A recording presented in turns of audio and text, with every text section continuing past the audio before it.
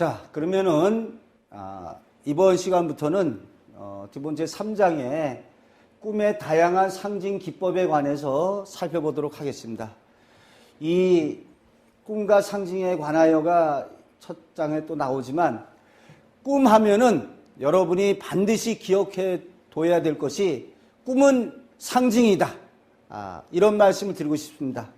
쉽게 말해서 요 말을 꼭 기억해 두시기 바랍니다.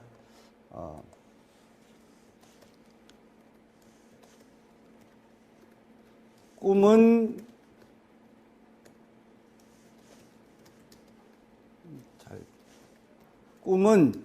반대가 아닌 상징의 이해이다. 자, 어찌 보면 꿈에서 제일 중요한 거는 이 상징의 이해이죠. 그래서 이런 말로도 표현할 수 있습니다.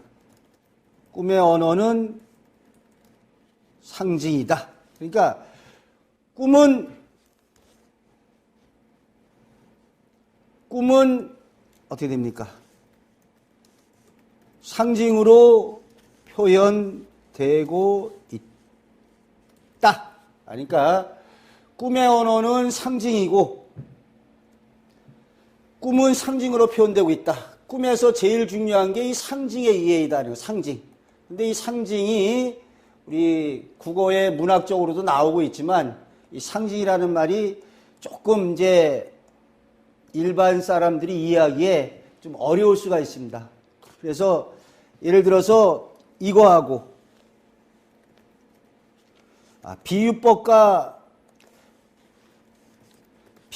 상징이 어떻게 다르냐? 좀 다를 수가 있습니다. 자, 비유하고 상징이 어떻게 다르냐? 비유와 상징. 예를 들자면은 이제 은유법이라고 하는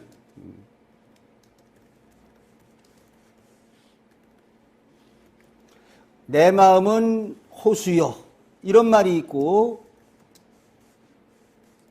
자, 그러면은 여기에서 요 위에 부분은 비유입니다. 요 밑에 거는 상징이고요. 그러면은 이 내 마음은 호수여 하면은 이때는 이제 이렇게 말합니다. A는 B이다. 이때 A를 갖다가 이런 식으로 얘기를 합니다. 국어적으로 하자면 A는 B이다 했을 적에 원관념과 보조관념이라는 말을 씁니다. 즉 이때의 원관념은 마음이죠. 보조관념은 호수입니다. 그래서 내 마음은 호수여 하면은 이렇게 원관념도 있고 보조관념도 있으니까 그나마 이해하기가 쉽습니다. 그래서 이건 무슨 뜻이 되죠? 내 마음은 유사성이 있습니다. 유사성. 둘 사이에 이제 유사성이 있다는 거죠. 유사성. 서로 좀 닮은 점이 있다. 이거 닮는 점이 있다. 유사성. 그럼 어떤 점을 닮았습니까? 내 마음을 호소하면은 원관념, 보조관념, 유사성이 있는데 맑다, 잔잔하다. 이런 의미가 호수에는 맑다, 잔잔하다, 고요하다는 의미가 있습니다. 그래서 이 해석은 이렇게 되죠. 내 마음은 호수같이 어떻습니까? 잔잔하고 고요하고 어떻게 되죠? 맑다. 이런 뜻이 나오게 됩니다. 그래서 이 경우에 내 마음은 호수여 하면 A는 B다. 원관념, 보조관념 둘 사이 유사성이 있고 맑다, 잔잔하다, 고요하다. 내 마음은 호수같이 맑고 잔잔하고 고요하다요. 그런데 이 상징은 요거는 이제 B와 상징이 되면 A는 B이다 해서 거의 1대1입니다. 1대1이라고 친다면 1대1의 관념인데 이게 상징에서는 1대 다가 아닙니다.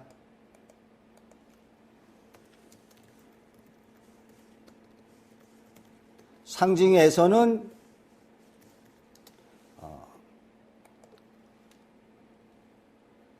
이렇게 되죠. A는 숨고 상징에서는 원관념은 숨고 B다만 나오는 거예요. B. 그리고 이게 1대 1이 아니라 1대 다입니다. 다. 조금 이해가 안 되시는 분은 이제 예를 들겠습니다. 이 경우에 내 마음은 호수처럼 잔잔하고 고요하고 맑다 외로는 다른 해석이 나올 수가 없습니다. 다른 해석이 나오지가 않고 1대1의 개념인데 상징에서는 원관념은 숨어요. 해야 소사라는 말 속에 보면은 요놈의 해가 무엇을 뜻하는지 몰라요. 그냥 해가 소사란데 1대 다의 개념이다. 그러면은 여기서 이렇게 보게 되면은 예를 들어서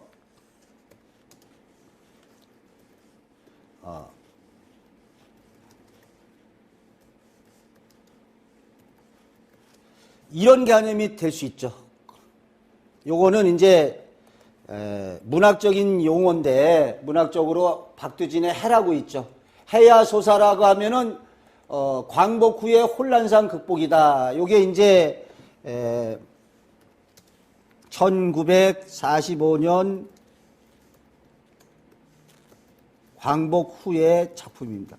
그러니까 광복 후에 혼란상을 극복이다. 이때 어떻게 되는지 아시죠? 이때 좌익 우익으로 싸운 어떤 그 광복 후에 막 우리나라가 좌익 우익으로 갈라져서 싸웠는데 여기 이때에 이러한 그 혼란상을 극복하는 의미가 있어요. 그런데 만약에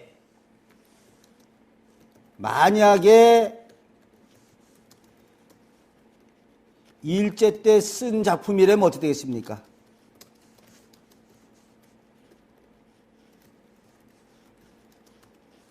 해야 소사라가 이때는 뭘 의미하겠습니까? 이때는 조국의 광복을 뜻한다고 볼 수 있죠. 자, 이게 참 중요한 사항인데 여기 이 비유법에서는 내 마음은 호수같이 잔잔하고 고요하고 맑다. 이런 해석으로는 안 나오게 되는데 상징에서는 원관념을 숨고 A는 B다라는 얘기죠. 해야 소사라는 상징적인 의미예요. 근데 이러한 상징이 원관념을 숨고 뭐뭐는 B다라는 말이 나옵니다. 그러면 이렇게 뭐뭐는 B다. 즉 해야 소사라. 그럼 이 해가 뭘 뜻하는지는 지금 정확하게 알 수가 없는 거죠. 그런데 만약에 아니라 이건 사실입니다만 박두진이 광복 후에 혼란상을 극복을 갖다가 노래한 작품으로 알려져 있습니다. 이거는 그러면은 이럴 적에는 해야 솟는 거는 좌익과 우익으로 갈 싸웠는데 이거는 그러한 걸 갖다가 광복 후에 혼란상을 갖다 극복하고자 하는 그런 의미가 담겨져 있다는 거죠.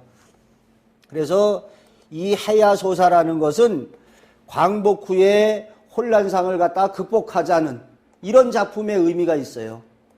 해야소사라, 좌익과 우익으로 갈라져서 이렇게 어지럽게 싸우지 말고 이러한 우리 밝음의 세계상을 해서 나아가자. 45년 광복 후의 작품이다 이거. 그런데 만약에 이 작품이 일제 때 쓴 작품이라면 해야 솟는다는 것은 뭘 뜻합니까? 조국의 광복을 뜻하죠? 그런데 한번 보겠습니다. 꿈으로 갖다 결부시켜 보면은 여기서 이제 이런 식의 해석이 가능합니다. 만약에 자, 이렇게 하면 여러분 어떻게 될까요? 어머니가 병환으로 누워 계신 학생이라면 해야소사라가 뭐가 되겠습니까? 해야소사라는 어머니가 병환으로 누워 계신 학생이라면 결국 해가 솟는다는 건 뭐예요?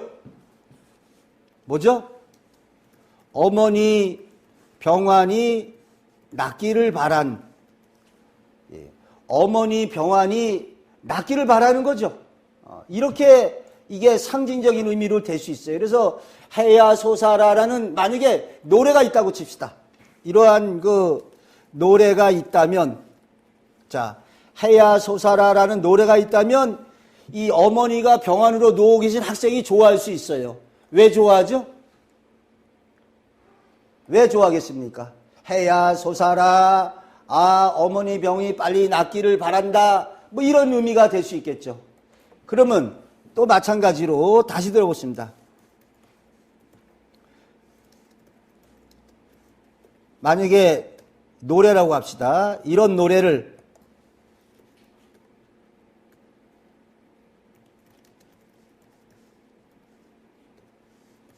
자, 만약에 이것이 이제 해야 솟아라라는 이런 노래가 있다고 칩시다. 이런 노래가 있다고 친다면은 이거는 어머니가 병안으로 누워 계신 학생이라면은 어머니 병안이 낫길 바라는 게 해가 솟는 거죠. 해가 솟는 거. 실직자가 이런 노래를 좋아한다면 해가 솟는다는 것은 뭐죠? 구직. 어떤 직장을 구하게 되는 일로 일어날 거라는 거죠. 직장을 구하게 되는. 그 다음에 뭐 여기 여러 가지로 갖다가 붙일 수 있습니다. 어려운 환경에 있는 사람. 자, 어려운 환경에 있는 사람은 어떻습니까?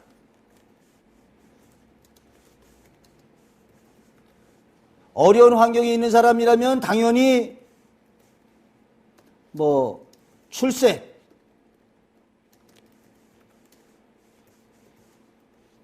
성공 이런 의미를 담고 있겠죠. 야, 나 제발 해야 솟아라. 어려운 환경에 있는 사람은 좀 출세, 성공.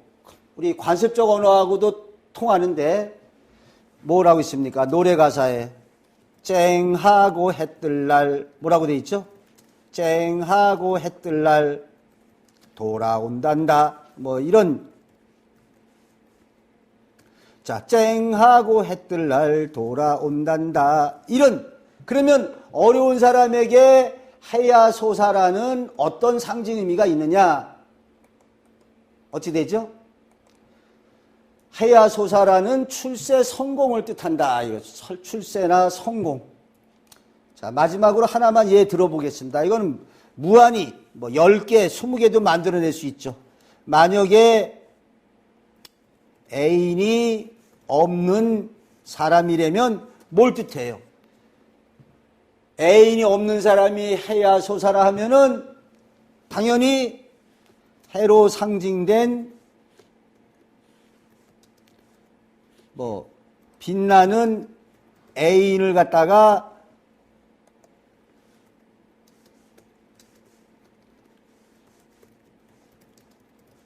이렇게 되겠죠. 만약에 애인이 없는 사람이라면 해로 상징된 빛나는 애인이 생기기를 갖다가 바란다 이거죠. 그러니까 이 상징이라는 거는 이 원관념이 숨어요. 그리고 보조관념만 드러나 있다 이거예요. 어렵게 느껴지죠. 해야 솟아라. 이놈의 해가 뭘 뜻하는지는 보조관념에 드러나 있어서 일대 다로 여러 가지로 돼요. 이 다라는 게 어떻게 됩니까? 처한 환경에 따라서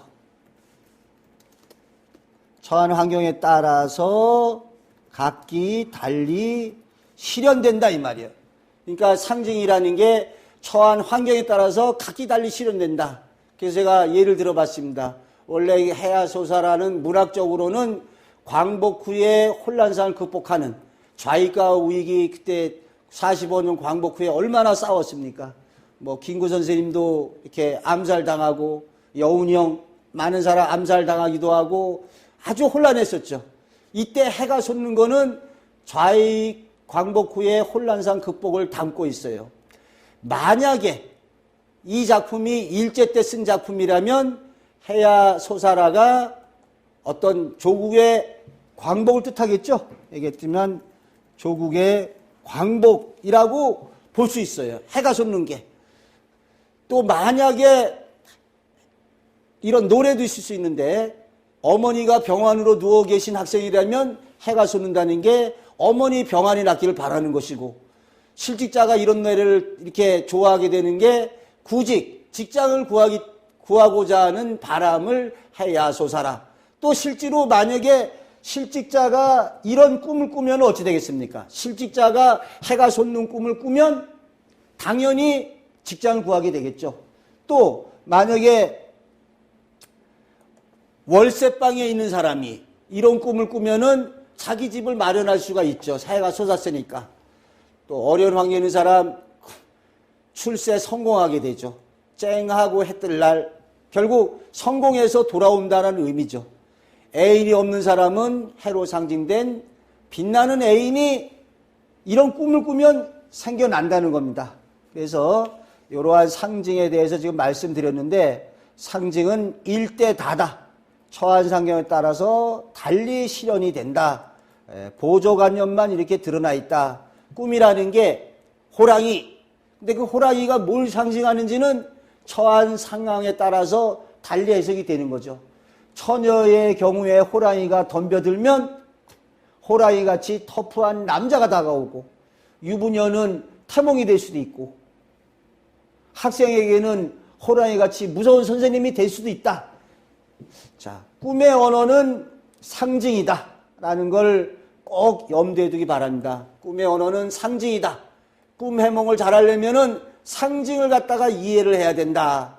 이런 말씀을 드리고 싶고 간략하게 살펴보겠습니다. 그래서 이 상징에 관해서 여러 가지 의미가 있는데 중요한 것만 보겠습니다. 그래서 이러한 상징은 요걸 한번 보겠습니다.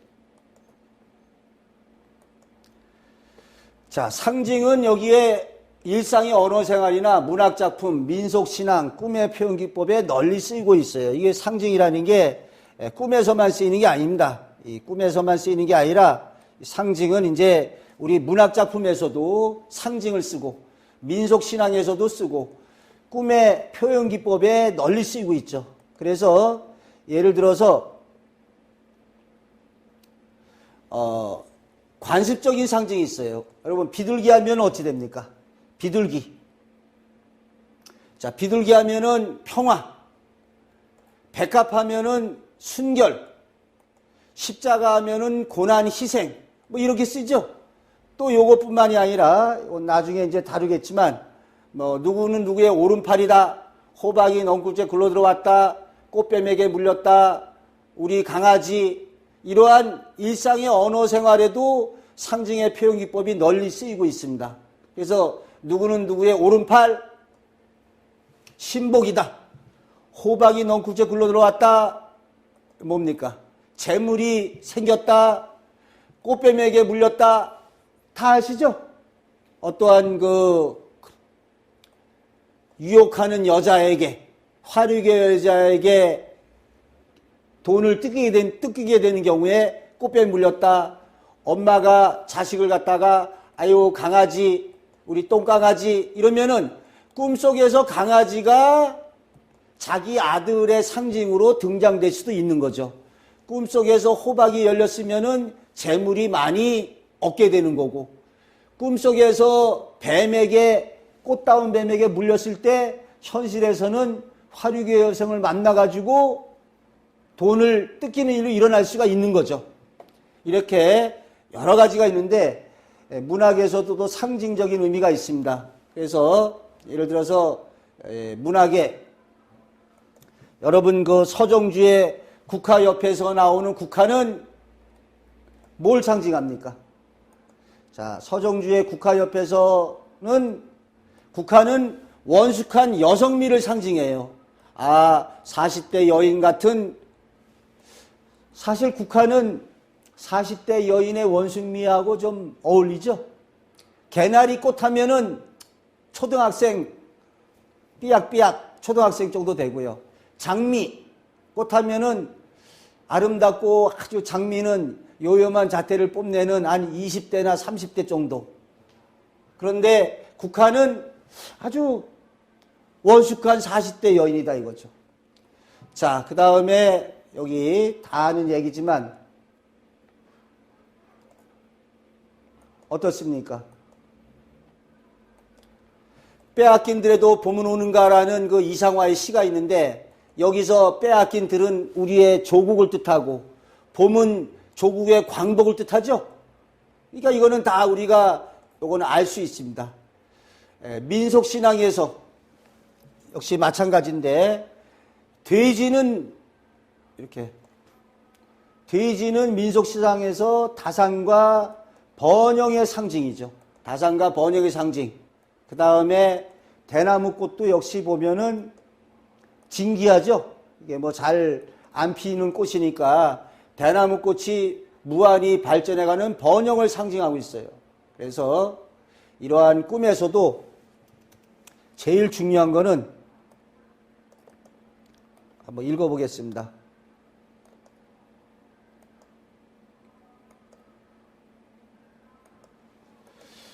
자, 꿈에서도 이러한 상징 기법은 다양하게 나타나고 있는데 이러한 꿈의 상징은 인류에게 있어서 시대와 지역을 초월해서 공통적이고 원초적이고 원형적인 상징이에요.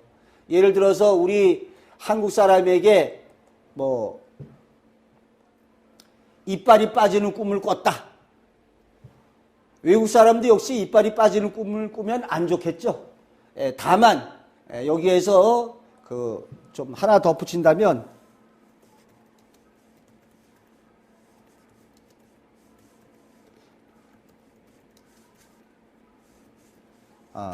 민족적 기질이나 습성에 의해서 달라질 수는 있어요.